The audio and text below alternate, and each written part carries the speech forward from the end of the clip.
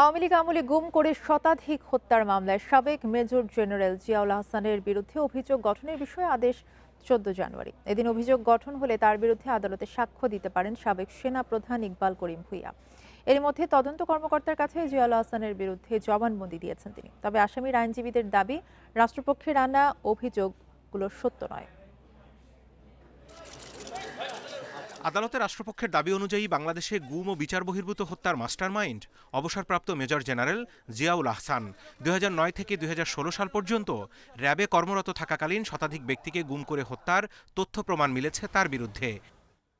মানবতাবিরোধী এসব অপরাধে তার বিরুদ্ধে 3টি অভিযোগ দাখিল করেছে প্রসিকিউশন। তবে জিয়াউলের পক্ষে তার আইনজীবীরা আদালতে দাবি করেন কোনো গুম বা হত্যার সাথে জড়িত নয় তিনি।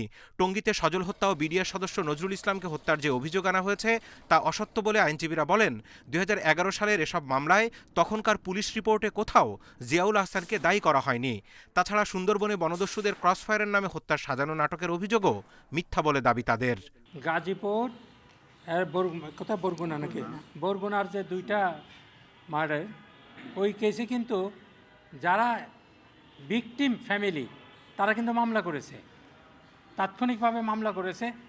এইখানে জিয়াউল হাসান কেন র্যাবের কোনো উল্লেখ নাই, কোনো সম্পৃক্ততা নাই। তবে রাষ্ট্রপক্ষ জানায়, তখন আসামি ও সরকারের প্রভাবে সত্য ঘটনা আড়াল করে তদন্ত রিপোর্ট দাখিল করা হয়। এখন সাক্ষীরা সব সত্য প্রকাশ করেছেন।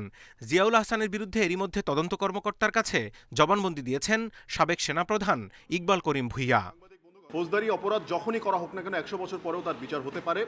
জিয়াউল হাসান সহ তার যারা সমসাময়িক অফিসার ছিলেন, যারা প্রভাবশালী ভূমিকায় ছিলেন, তাদের ইচ্ছামতো ফরমায়েশি তদন্ত রিপোর্টও কিন্তু তৎকালীন সময়গুলোতে দাখিল করা হয়েছিল। সো এই বিষয়টি যখন পরিষ্কার হয়ে যায়, তখন এই ফর্মাল চার্জে যখন নতুন করে তদন্তের মাধ্যমে নতুন অভিযোগ আনা হয়, পূর্ববর্তী মামলার ফাইন্ডিংস কি ছিল সেটি আসলে রিলেভেন্ট থাকে না।